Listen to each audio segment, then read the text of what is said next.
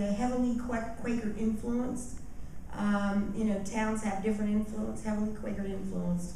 My early study of American history suggested to me, still suggests to me through the studies that have been done recently, that there is a disproportionate execution of African American males through the criminal justice system. They are largely uneducated and poor. So I came to a conclusion very early in my life that I was not in favor of the death penalty. So I am very skeptical of the death penalty, have advised my family and friends if something horrific should happen to me, I expect them to appeal to the court against the death penalty for someone who would do that to me.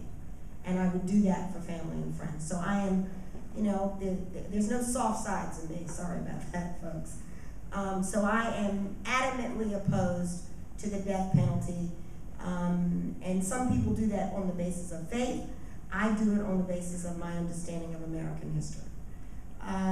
So therefore, I was very skeptical, and I'm not blogged on this, but I've thought about it. What was very curious to me, I went to the March on Washington as an 18-year-old college freshman at Howard University. There were 250,000 people there. That was a big number. Most of the marches that you hear about, from the anti-war marches, Stonewall marches on gay rights, the March on Washington, the Poor People's March, there were maybe 100, 150, 200,000 people. I mean, I actually went to a march on the Pentagon against the Vietnam War. So when you get 600,000 people stating an opinion, and you have the Atlanta Bar Association, a former president, Al Barr, who's a libertarian, who's a former congressman. You have a wide range of people in public life who questioned whether there was a reasonable doubt. So that's the second issue. That was persuasive. The first is that I am very skeptical about the death penalty in its application in America. The second is this broad spectrum of people, including the Atlanta Bar, which is not known for its liberalism.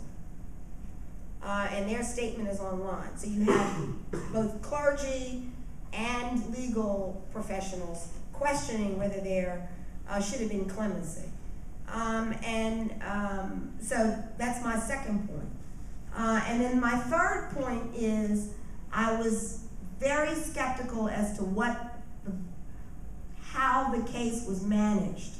Not because I know anything about it, but 20 years ago in Georgia, it's very hard for a poor person of any color or either gender to get adequate representation.